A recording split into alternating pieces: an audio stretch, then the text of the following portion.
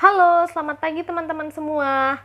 Perkenalkan, nama saya Nova Uli Marianata, mahasiswi Institut Setiami Prodi Manajemen Komunikasi semester 2. Kali ini kita akan membahas bersama-sama materi Sosiologi Komunikasi sesi 3. Sebelumnya saya ingin bertanya sama teman-teman semua, bagaimana perasaan kalian kuliah daring di rumah? Kalau menurut saya sih, saya merasa sedikit kesulitan karena mungkin terkendala sinyal ataupun kuota internet. Tapi sebaliknya, saya juga merasa lebih efektif karena saya adalah seorang pekerja, sehingga saya tidak harus terburu-buru untuk datang ke kampus. Oke, agenda hari ini kita akan membahas tentang COVID-19, struktur masyarakat, lapisan masyarakat, unsur-unsur lapisan masyarakat, tipe-tipe kelompok sosial, mobilitas sosial, serta interaksi sosial. Sebelumnya kita ingin tahu nih beberapa mitos dan fakta terkait virus corona. Menurut pernyataan WHO, virus corona tidak bisa bertahan lama pada objek-objek seperti surat dan paket. Pengiriman dari Cina ke Indonesia paling cepat sampai dalam waktu 3 minggu. Menurut peneliti Universitas Princeton dan University of California, corona bertahan pada permukaan tembaga selama 4 jam, kardus selama 24 jam atau 1 hari, plastik dan besi bertahan karat selama 2-3 hari. Oke, yang di sebelah kanan ini ada beberapa mitos dan fakta terkait virus corona. Salah satunya saya akan bacakan bahwa COVID-19 tidak bisa ditularkan melalui gigitan nyamuk. Itu adalah mitos ya teman-teman. Sedangkan faktanya virus ini tidak dapat ditularkan melalui gigitan nyamuk. Oke. Nah, di sini ada cerita sedikit nih teman-teman. Ada sejumlah pemilik anjing dan kucing yang takut ketularan virus corona dari hewan peliharaan mereka. Saking takutnya, sebagian menaruh hewan peliharaannya di penampungan, dibuang ke jalanan atau ditelantarkan. Menurut kalian, perlu nggak sih mereka itu sampai setakut itu sama hewan peliharaan mereka? Nah, ini untuk membahas pertanyaan yang tadi kita tanyakan, bahwa pernyataan dari WHO sampai saat ini belum ada bukti penderita corona yang terjangkit karena hewan peliharaan mereka. Meski demikian, kelelawar, ular, terutama terenggiling yang dijual di pasar basah Wuhan diduga jadi awal penyebar luasan corona. Dilansir media, sedikitnya 2 ilmuwan di lab riset virus yang lokasinya bersebelahan di pasar ditangkap karena ketahuan ilegal menjual binatang hasil percobaan ke pasar itu sampai dapat profit miliaran yuan. Wow, bahaya banget nih. Oke, next kita mau mengetahui kabar buruk. Wow, oke, kabar buruk dulu nih. Corona berevolusi. Masa inkubasi corona dari semula 14 hari kini bertambah lama menjadi maksimal 37 hari. Dan virus corona bisa berbentuk partikel cair atau padat di udara, bisa disebut aerosol. Durasi bertahannya singkat, maksimal 3 jam. Rekomendasi ahli, jaga jarak 6 kaki karena transfer lewat tetesan. Kalau bagi kita itu mungkin sekitar 1,5 meter sampai 2 meter ya. Next, di sini ada diagram terkait kasus COVID-19 di Indonesia per 20 Maret 2020 sebanyak 369 terkonfirmasi orang yang terjangkit virus corona. Sedangkan ini kan bulan Juli ya. Juli itu update terakhir itu sekitar 203.000 orang, kurang lebih 203.000 orang yang sudah positif corona. Nah, ada kabar gembiranya nih, bahwa sekarang sudah ada obat anti corona. Tingkat kematian dibanding jumlah penderita masih terbilang rendah pada saat itu, pada saat bulan Maret. Sekarang sudah bertambah karena sekarang sudah bulan Juli. Dan dalam konversi pers yang digelar Selasa 17 Maret 2020, Direktur Pusat Pengembangan Bioteknologi Nasional Cina, Xiang Zhenmen, menyatakan bahwa obat flu buatan Fujifilm Holdings bernama Avigan ampuh mengatasi virus corona. Wah, semoga cepat sampai ya ke Indonesia. Melalui tes uji coba terhadap 240 pasien di Wuhan dan 80% di Shenzhen, para pasien yang sebelumnya dinyatakan positif terjangkit corona dalam rentang 4 hari mendapatkan hasil negatif setelah meminum obat Avigan. Oke. untuk sejarah lengkapnya terkait virus corona, misalnya teman-teman ingin tahu, kalian bisa klik link di sini. Oke. Next. Seperti inilah nanti kalau kalian sudah mengklik link yang tadi, tampilannya seperti ini. Fujifilm Holdings Corp. Sekarang mari kita sama-sama coba pikirkan. Apa 3 hal pertama yang terlintas di pikiran teman-teman saat mendengarkan kata struktur? Kalau saya sih 3 hal pertama yang saya pikirkan adalah bangunan, susunan, atau lapisan. Itu 3 hal pertama yang terlintas dalam pikiran saya. Bagaimana kalau teman-teman? Oke, inilah 3 hal pertama yang terlintas dalam benak dosen kita, yaitu permainan balok Lego, bangunan, dan organisasi. Sekarang kita ingin mengetahui nih, definisi struktur menurut Kamus Besar Bahasa Indonesia. Bahwa struktur itu adalah, yang pertama, cara sesuatu disusun atau dibangun, atau bisa disebut susunan. Yang kedua, yang disusun dengan pola tertentu. Yang ketiga, pengaturan unsur atau bagian suatu benda. Dan yang keempat, ketentuan unsur-unsur dari suatu benda. Oke. Lalu, bagaimana jika kalian mendengar kata masyarakat? Menurut kalian apa sih masyarakat itu? Kita bisa baca di sini society. Society dalam bahasa Inggris, masyarakat disebut society. Society berakar dari bahasa Latin, yaitu societas, yang berarti hubungan persahabatan dengan orang lain. Societas berakar dari bahasa Latin socius, yang berarti teman, sekutu, atau rekan. Sedangkan masyarakat bisa dikatakan berakar dari bahasa Arab musyarak. Oh, ini ditinjau dari akarnya. Pertama socius, societas, society, musyarak, dan masyarakat. Oke, inilah beberapa pengertian masyarakat menurut para ahli. Yang pertama ada Paul B. Horton, yaitu sekumpulan masyarakat yang relatif mandiri, hidup bersama dalam waktu relatif cukup lama, mendiami suatu wilayah tertentu, memiliki kebudayaan yang sama, dan melakukan sebagian besar kegiatan dalam kelompok manusia tersebut. Yang kedua ada Ralph Linton, yang ketiga John J. Masionis, yang keempat Selo Sumarjan, yang kelima Surjono Sukanto. Bahwa masyarakat itu adalah proses terjadinya interaksi sosial. Interaksi sosial tak akan mungkin terjadi tanpa komunikasi. Oke. Nah, kita ingin mengetahui nih, pengertian masyarakat menurut Kamus Besar Bahasa Indonesia apa sih? Sejumlah manusia dalam arti seluas-luasnya yang terikat oleh suatu kebudayaan yang mereka anggap sama. Baiklah, inilah pengertian masyarakat menurut KBBI. Next, ini adalah contoh masyarakat. Namun ini masyarakat primitif, yang kita kenal masyarakat primitif. Salah satu dan salah duanya adalah suku Mursi di Ethiopia dan suku Korowai di Indonesia. Korowai mungkin ini di Papua ya, Korowai Indonesia. Next, contoh masyarakat modern. Di sini kita bisa melihat ada 3 gambar menurut teknologi yang mereka gunakan. Yang kedua, gaya hidup mereka. Yang ketiga, mereka berinteraksi dengan siapa? Dengan robot di sini. Wow, masyarakat modern. Namun masyarakat modern ini walaupun banyak kelebihannya yang seperti tadi kita lihat tadi, ternyata mendapat banyak kritikan juga. Di sini ada 3 gambar yang menggambarkan kritikan tersebut. Apa sih maksudnya dari ketiga gambar ini menurut teman-teman? Yang pertama, ini kan seperti dikejar waktu ya. Masyarakat modern ini dikejar waktu. Yang kedua ini seperti manusia hanya berjalan pada sekolah, habis sekolah bekerja, habis bekerja berkeluarga, habis berkeluarga meninggal. Oke.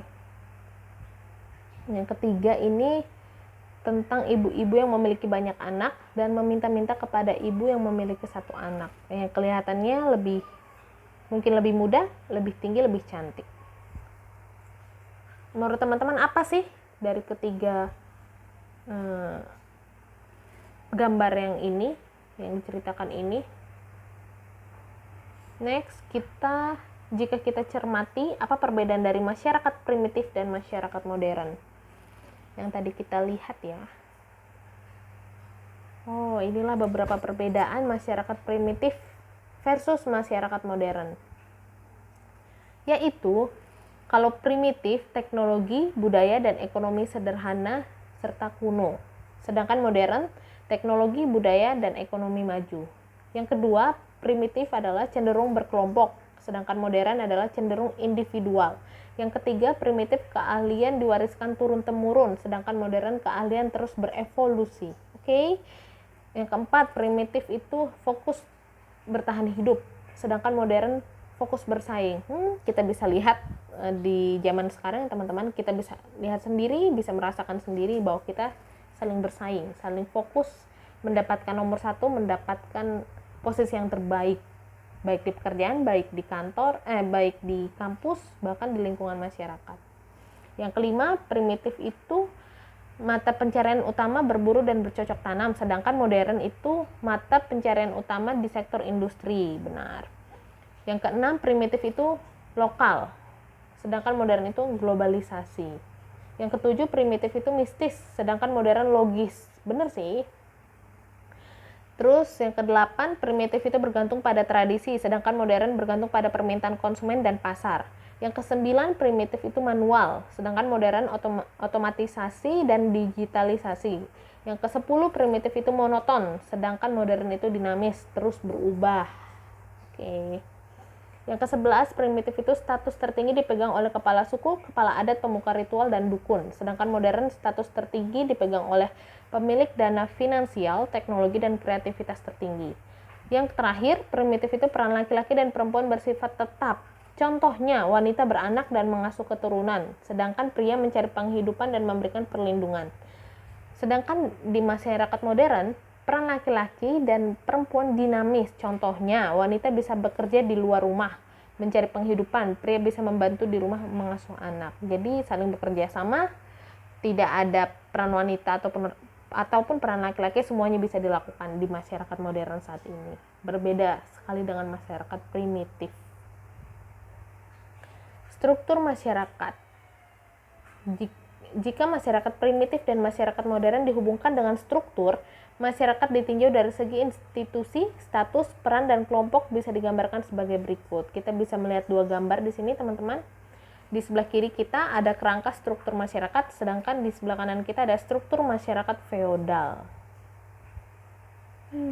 Masyarakat feodal, yang paling atas itu adalah king atau raja. Next, jika masyarakat primitif, ini sudah kita baca tadi. Ini contohnya lagi nih, struktur masyarakat feodal dibandingkan struktur masyarakat Mesir kuno. Semuanya ini berbentuk segitiga ya teman-teman. Kalau kita bisa lihat, jadi dari bawah itu seperti para pekerja atau budak,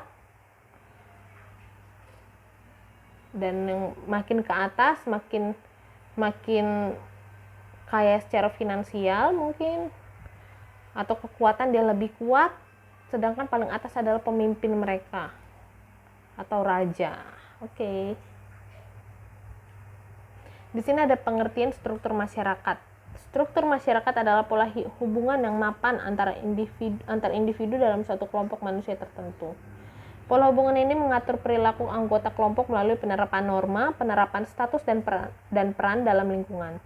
Struktur sosial erat kaitannya dengan kebudayaan. Jika budaya berubah, struktur berubah. Baiklah. Di sini ada contoh struktur masyarakat. Apakah struktur masyarakat telah berubah dari zaman feodal ke zaman sekarang? Kita perhatikan di sini sama-sama teman-teman. Di sini kalau struktur masyarakat feodal dan masyarakat modern sebenarnya sama-sama segitiga gitu ya, jadi mengerucut ke atas kalau kita lihat di sini. Dan yang perbedaannya hampir tidak ada perbedaan sih. Soalnya yang masyarakat paling bawah ini adalah masyarakat yang kelas ekonominya rendah, atau bisa disebut budak atau pekerja yang paling rendah, mungkin tukang bangunan, mungkin dia petani atau nelayan. Dilihat dari perekonomiannya mungkin dan juga sama intelektualnya. Sedangkan makin ke tengah ini adalah semua middle class itu kayak lebih tinggi lagi daripada lower class. Dia mungkin lebih maju perekonomiannya dan juga secara intelektualnya dan kekuatannya. Dan yang paling atas itu, makin ke atas makin mengerucut, itu adalah seorang pemimpin, seorang atasan yang secara perekonomiannya sudah sangat baik dan juga intelektualnya sangat baik, kekuatannya sangat baik, tapi tanggung jawabnya makin besar. Kalau makin ke atas itu tanggung jawabnya makin besar. Berarti perbedaannya itu sebenarnya mungkin hanya perbedaan apa ya? Perbedaan soalnya sama-sama segitiga, mengerucut ke atas. Makin di bawah itu adalah pekerja, tingkat perekonomiannya rendah. Hampir sama sih kalau menurut saya ya, cuma beda istilah aja. Oke, next. Pertanyaan berikutnya, samakah struktur masyarakat dengan struktur sosial? Kita harus tahu dulu nih definisi dari sosial tadi. Tadi kan kita sudah tahu nih definisi masyarakat menurut Kamus Besar Bahasa Indonesia. Sekarang definisi sosialnya menurut Kamus Besar Bahasa Indonesia, bahwa sosial adalah satu, berkenaan dengan masyarakat. Oke, yang kedua, suka diperhatikan kepentingan umum. Berarti struktur masyarakat itu sama dengan struktur sosial. Jawabannya berarti sama aja ya. Masyarakat dan sosial itu sebenarnya sama. Nah, di sini kita bisa mengetahui pelapisan masyarakat tersebut. Merujuk pada gambaran struktur masyarakat slide sebelumnya, dalam kehidupan sosial terbentuk sebuah sistem pelapisan sosial atau social stratification. Pitirim Sorokin mendefinisikannya sebagai perbedaan penduduk ke dalam kelas secara bertingkat atau hierarkis. Kalau gambar yang sebelah kiri ini adalah contoh masyarakat modern, yang sebelah kanan ini adalah sosialita. Sosialita ini lebih ke arah upper class kali ya. Jadi dia ini elegan, dia lebih konsumtif kalau sosialita itu, dan hedon menurut saya. Masyarakat modern itu ada lower class, middle class, upper class. Nah, sosialita ini bisa dibilang di upper class menurut saya. Oke, di sini kita bisa mengetahui pelapisan masyarakat dari seorang sosiolog Amerika kelahiran Rusia, Pitirim Alexandrovich Sorokin, membuat teori. Yang pertama, perwujudan pembagian kelas adalah kelas tinggi dan kelas-kelas yang lebih rendah. Yang kedua, pelapisan kelas menyebabkan perbedaan hak, kewajiban, dan pengaruh antar kelas. Yang ketiga, secara prinsipil pembagian kelas dilakukan berdasarkan 3 aspek, yaitu ekonomi, politik, dan jabatan. Ketiga aspek ini berhubungan erat sehingga saling mempengaruhi. Baiklah, selanjutnya pelapisan masyarakat di era kini menunjukkan bahwa ukuran yang digunakan dalam sistem lapisan masyarakat bertambah menjadi ada 4 bagian. Yang pertama ukuran kekayaan, yang kedua ukuran kekuasaan, yang ketiga ukuran kehormatan, dan yang keempat ukuran ilmu pengetahuan. Oke, berarti lapisan masyarakat atau stratification itu yang tadi ada upper class, middle class, dan lower class itu diukur melalui kekayaannya, kekuasaannya, kehormatannya, ataupun ilmu pengetahuannya. Next, ada unsur-unsur lapisan masyarakat terbagi menjadi 2 jenis. Itu bisa dilihat dari peranan atau role.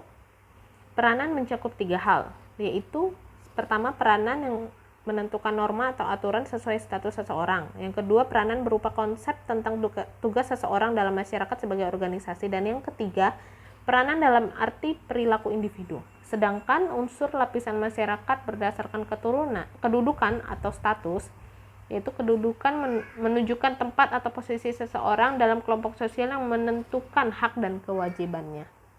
Next, apa peranan dan status dosen dibandingkan mahasiswa di kampus? Coba kita pikirkan sama-sama nih teman-teman. Peranan dan status dosen dibandingkan mahasiswa di kampus. Dosen itu sebagai pengajar dan mahasiswa itu sebagai yang diajar. Itulah menurut saya. Jadi status dosen itu lebih tinggi dibandingkan mahasiswa karena menurut pengalamannya lebih banyak, intelektualnya lebih tinggi, dan mungkin jabatannya pasti lebih tinggi karena dia sudah dosen, dia sudah mendapat gelar. Sedangkan mahasiswa ini sedang dituntun oleh dosen, sehingga makanya dosen ini lebih tinggi sedangkan mahasiswa ini lebih rendah. Kita ingin mengetahui tipe-tipe kelompok sosial. Kebutuhan untuk saling berhubungan melahirkan kelompok-kelompok sosial. Syarat-syarat yang perlu dipenuhi agar kelompok sosial terbentuk adalah, ini syaratnya, oke. Syarat-syarat yang perlu dipenuhi agar kelompok sosial terbentuk, yaitu pertama, ada hubungan timbal balik antar anggota. Yang kedua, ada faktor yang dimiliki bersama hingga hubungan bertambah erat. Yang ketiga, ada struktur dan pola perilaku yang berlaku. Dan yang keempat, ada sistem dan berproses atau berkelanjutan. Oke, inilah syarat-syaratnya ya teman-teman. Next, kita ingin mengetahui tipe-tipe kelompok sosial berdasarkan jumlah anggotanya.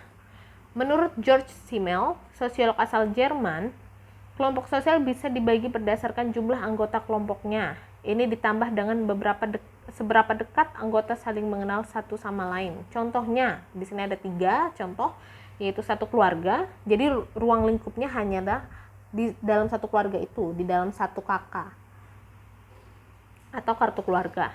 Yang kedua adalah satu desa. Jadi orang-orang yang mungkin tidak satu rumah sama kita, cuma satu daerah. Kalau satu keluarga kan satu rumah, satu desa ini satu daerah tempat tinggal, namun tidak satu rumah.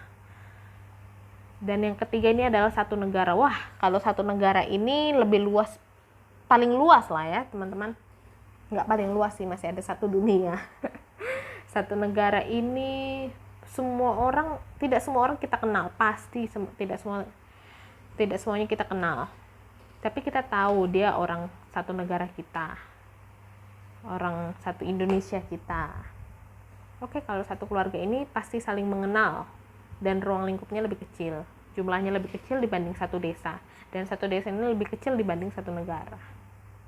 Next, tipe-tipe kelompok sosial berdasarkan individu.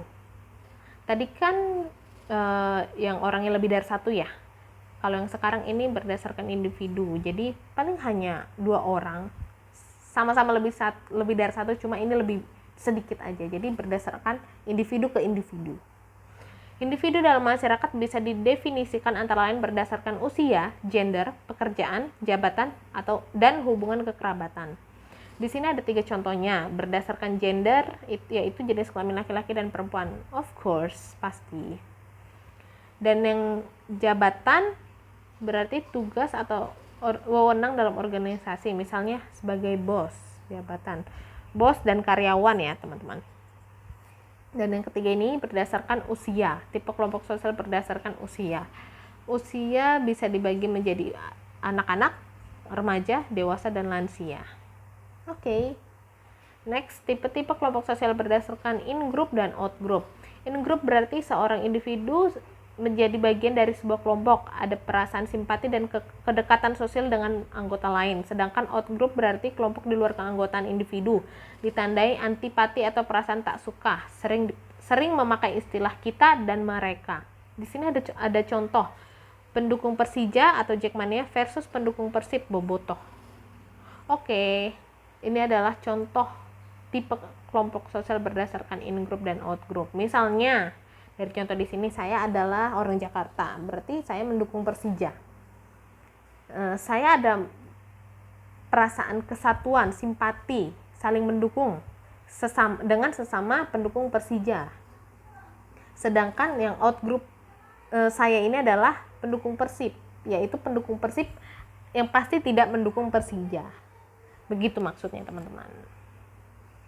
Dan next ada tipe-tipe kelompok sosial berdasarkan primer dan sekunder. Apa sih primer itu? Kelompok primer adalah kelompok di mana anggotanya saling mengenal, berhubungan erat, dan membangun relasi pribadi, contohnya keluarga. Sedangkan kelompok sekunder adalah kelompok besar yang terdiri dari banyak orang. Hubungannya tak terlalu erat dan tidak begitu langgeng, hanya sebatas untuk kepentingan tertentu, contohnya adalah rekan kerja. Oke, kita bisa tahu sekarang, kalau primer itu lebih dekat, lebih saling mengenal dan berhubungan erat, ya contohnya keluarga betul, dan sekunder adalah rekan kerja. Jadi hubungan hanya sebatas kepentingan tertentu. Mereka tidak terlalu dekat. Mereka hanya berkumpul berdiskusi untuk kepentingan tertentu saja, ya. Contohnya rekan kerja. Mungkin contoh lainnya apa ya? Organisasi-organisasi tertentu untuk misalnya panitia event, bisa dibilang gitu. Itu adalah salah satu contoh tipe kelompok sosial sekunder menurut saya, yaitu panitia event gitu, sebuah event. Next ada tipe-tipe kelompok sosial paguyuban dan patembayan. Apa sih paguyuban itu? Paguyuban adalah kelompok sosial yang memiliki ikatan batin alami dan murni yang tidak bersifat formal serta cenderung kekal anggotanya. Sedangkan patembayan, kelompok sosial yang lebih bersifat formal dan memiliki orientasi ekonomi, serta cenderung memperhitungkan nilai guna dan menjalani hubungan yang lebih berdasarkan pada kenyataan sosial. Jenis-jenis paguyuban, kita balik lagi nih ke paguyuban. Paguyuban itu karena adanya ikatan darah, bisa karena ikatan tempat ataupun ikatan kesamaan ideologi. Itu adalah beberapa jenis kelompok paguyuban. Contohnya itu adalah ibu PKK, kelompok ibu PKK dan kelompok RT atau RW atau kelurahan. Oke, mereka tidak terlalu formal. Contoh ini adalah tidak terlalu formal, namun lebih cenderung kekal anggotanya karena satu daerah, karena saling punya ikatan batin. Oke, sedangkan patembayan adalah contohnya ini adalah asosiasi pedagang. Patembayan. Jadi dia ini ada karena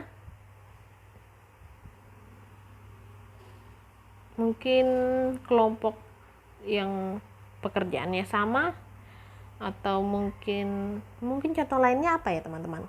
Patembayan asosiasi pedagang. Mungkin sama-sama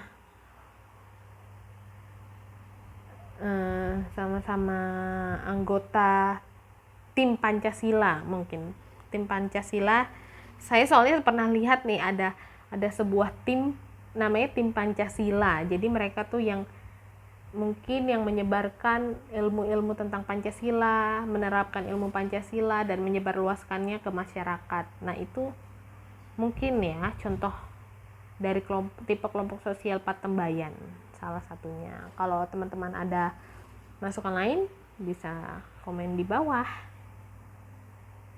Selanjutnya ada tipe-tipe kelompok sosial formal dan informal. Kelompok formal adalah sebuah kelompok yang memiliki peraturan tegas dan sengaja dibentuk untuk mengatur hubungan anggota. Contohnya adalah ikatan jurnalis. Sedangkan kelompok informal adalah kelompok tanpa organisasi atau pengaturan yang jelas. Contohnya adalah sahabat satu kampus. Formal dan informal. Kalau formal kan kalau formal itu bisa diingat ya teman-teman, berarti dia ada tujuan tertentu untuk dilaksanakan. Yang kedua itu mereka selalu ada peraturan tegas di dalam kelompok sosial tersebut. Beda dengan kelompok sosial informal itu sebaliknya, mereka biasanya lebih dekat secara batiniah dan tidak ada peraturan yang berarti di dalam kelompok mereka, begitu. Dan yang selanjutnya juga ada tipe-tipe kelompok sosial tidak teratur. Apa sih maksudnya? Ada dua kelompok sosial yang termasuk ke dalam kelompok tidak teratur, yaitu publik dan kerumunan. Publik adalah orang banyak atau umum, semua orang yang datang untuk menonton, mengunjungi dan seterusnya sesuatu. Sedangkan kerumunan adalah orang-orang yang berkerubung hanya sementara dalam waktu sementara. Biasanya spontan karena ada hal menarik yang tiba-tiba terjadi. Oke, kalau publik ini adalah forum diskusi publik. Misalnya orang mengadakan event atau seminar, ini berarti orang-orang yang hadir di dalamnya adalah tipe kelompok sosial tidak teratur, tapi tipe publik ya, publik. Jadi mereka ada tujuan tertentu sebenarnya sih. Dan sedangkan yang kelompok sosial tidak teratur secara kerumunan itu mereka bersifat sementara, berkumpul hanya untuk sementara dan tidak ada tujuan yang berarti sebenarnya. Ini contohnya kita bisa lihat ada bus kecelakaan dan banyak orang yang berkerumun untuk melihat kejadian tersebut. Ini bus, benar, bus nabrak rumah ya ini ya. Oke, next, tipe-tipe mobilitas sosial. Mobilitas sosial atau gerak sosial secara umum bisa dibagi ke dalam dua tipe, yaitu mobilitas sosial horizontal dan vertikal. Kalau horizontal ini seperti ini ya teman-teman, horizontal dan vertikal gitu. Kalau horizontal, mobilitas sosial atau gerak sosial horizontal adalah peralihan individu dari satu kelompok sosial ke kelompok sosial lain yang sederajat. Jadi seperti ini, sederajat, jadi sama. Tidak ada perubahan dalam level kedudukan orang tersebut. Contohnya, seorang petani sederhana di desa menjadi kuli bangunan di kota. Jadi ini adalah tipe kelompok mobilitas sosial horizontal. Jadi tidak mengalami perubahan yang berarti, cuma beda kota aja, satu di desa, satu di kota, tapi sama-sama. Mungkin ini adalah lapisan sosial yang bawah ya, jadi lower class, petani dan buruh. Mungkin contoh lainnya itu adalah seorang staf keuangan di perusahaan A, dia pindah kerja menjadi mungkin staf admin di perusahaan B. Jadi sama-sama nggak terlalu signifikan lah naiknya. Sedangkan yang vertikal ini kan vertikal bentuknya seperti ini ya. Jadi bisa dari atas ke bawah, bisa dari bawah ke atas. Itu mobilitas sosial atau gerak sosial vertikal adalah peralihan individu dari satu kelompok sosial ke kelompok sosial lain yang tidak sederajat. Ada perubahan dalam level kedudukan orang tersebut. Perubahan terkait bisa bersifat vertikal naik, kedudukan menanjak, atau vertikal turun, kedudukan lebih rendah. Contohnya adalah seorang staf menjadi kepala departemen. Itu berarti vertikal naik contohnya. Staf ke ketua dewan. Dari staf di sini menjadi ketua dewan di sini. Ataupun dari ketua dewan di sini menjadi seorang staf di sini. Jadi itulah gerak mobilitas sosial secara vertikal. Next, ada interaksi sosial. Struktur masyarakat, lapisan masyarakat, kelompok sosial, dan segenap perkembangan masyarakat akan terjadi tanpa interaksi sosial. Interaksi sosial adalah berbagai hubungan sosial yang terjadi antar individu dengan kelompok, dan kelompok dengan kelompok. Interaksi sosial harus memenuhi dua syarat, yaitu adanya kontak sosial dan adanya komunikasi. Syarat interaksi sosial. Oke. Kontak sosial pun ada terbagi dalam 3 bentuk, yaitu antar individu dengan kelompok, ataupun kelompok dengan kelompok. Baiklah, interaksi sosial harus memenuhi 2 syarat, yaitu kontak sosial dan adanya komunikasi. Next, di sini ada faktor-faktor terjadinya interaksi sosial. Ada 4 faktor yang menyebabkan interaksi sosial tersebut terjadi, yaitu yang faktor pertama adalah imitasi, kedua adalah identifikasi, ketiga adalah sugesti, dan keempat adalah simpati. Siapa yang mau mencoba menjelaskan salah satu dari beberapa faktor ini? Kalau saya ingin mencoba mungkin identifikasi ya. Identifikasi itu seperti kita ingin meniru orang lain, meniru gerak-geriknya, meniru gayanya. kita ingin menjadi seperti dia karena kita mengidolakan dia gitu. Itu contoh yang bisa saya jelaskan, sesuatu yang bisa saya jelaskan dari faktor terjadinya interaksi sosial yang identifikasi. Dan simpati juga, misalnya simpati itu perasaan iba, perasaan yang serupa pada lawan bicara kita. Dia senang, kita senang, dia sedih, kita sedih, dia marah, kita marah. Jadi terbeban dalam perasaan orang lain gitu. Nah, oke, di sini bisa kita lihat lebih jelasnya faktor-faktor terjadinya interaksi sosial, imitasi dan identifikasi. Imitasi berarti dorongan untuk meniru orang lain, sedangkan identifikasi adalah dorongan untuk menjadi sama persis atau identik dengan orang lain. Oke, berarti agak maju sedikit ya. Tadi saya menjelaskan identifikasinya tuh seperti imitasi. Padahal identifikasi itu lebih dalam lagi. Jadi benar-benar dia ingin meniru, ingin menjadi seperti orang yang dia idolakan. Ini contohnya imitasi itu adalah anak meniru perilaku orang tua. Misalnya adalah Putri Richelieu Denis, seorang vlogger kecantikan ternama, pendiri Sundial Brands, meniru ibunya pakai lipstik. Oke, dia ingin melihat ibunya cantik memakai lipstik tersebut, jadi ingin meniru gitu. Dia juga ingin cantik seperti ibu itu, tapi dia tidak ingin menjadi serupa banget gitu. Dia hanya ingin meniru gimana sih caranya pakai lipstik itu gitu loh. Sedangkan identifikasi ini adalah contohnya adalah orang Inggris bernama Ollie London oplas operasi plastik sampai 100 kali bahkan lebih agar wajahnya identik dengan Jimin BTS. Busana dan peragainya pun mengikuti Jimin. Wah, ini baru identifikasi, dia sampai operasi plastik 100 kali. Semuanya sama dengan Jimin BTS.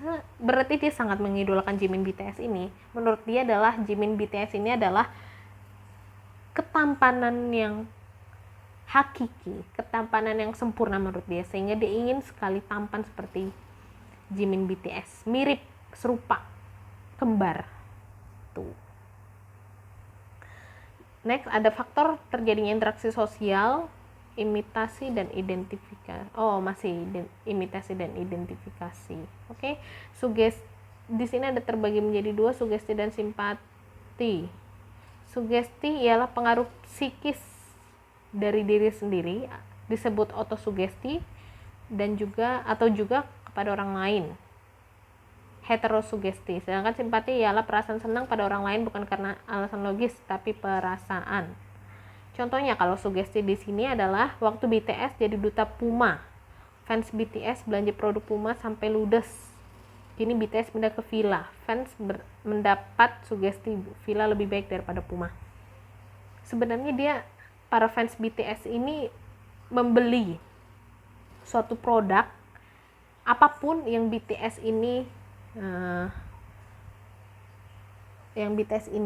iklankan, sebenarnya yang BTS ini pakai.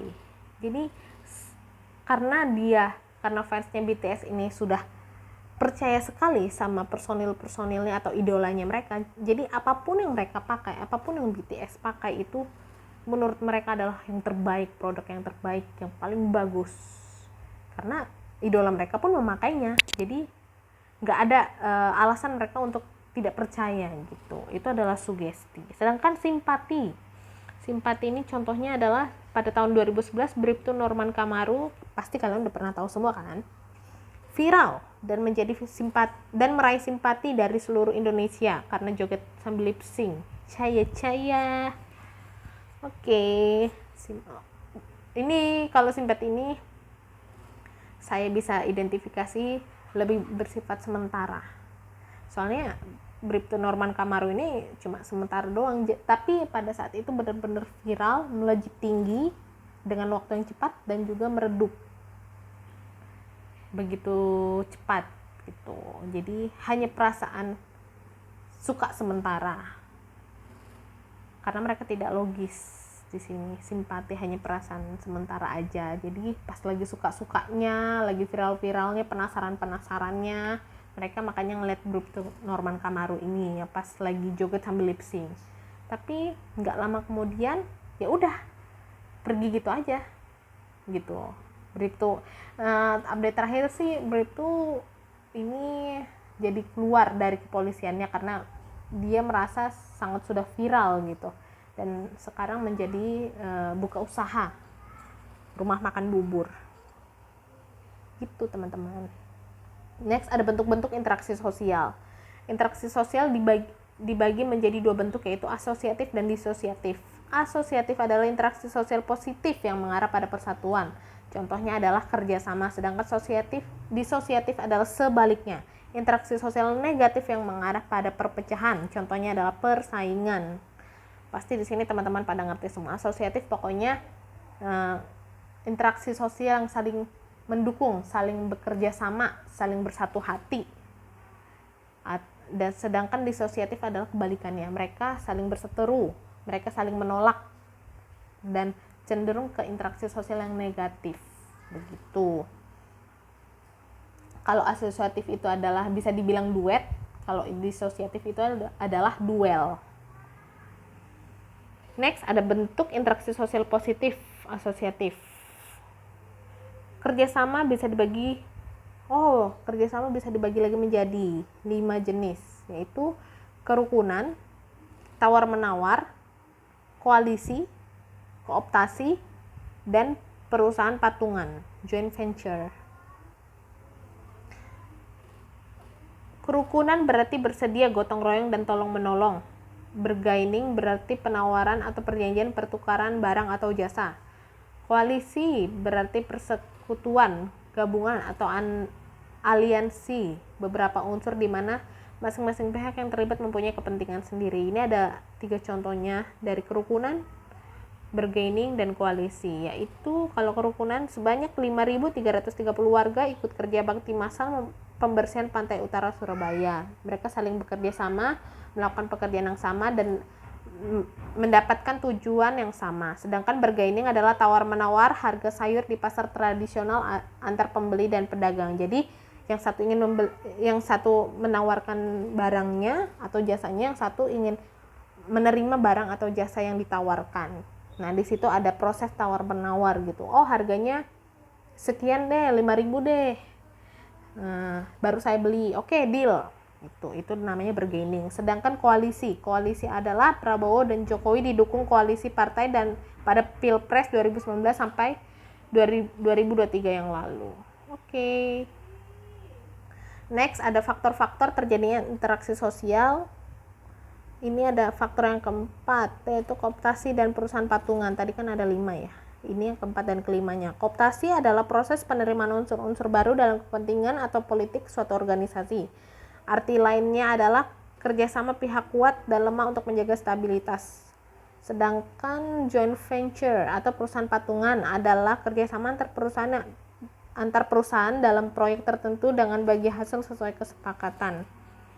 Oke, kooptasi contohnya di sini adalah pemerintah Indonesia menyetujui penerapan hukum Islam di Nanggro Aceh Darussalam untuk mencegah disintegrasi bangsa.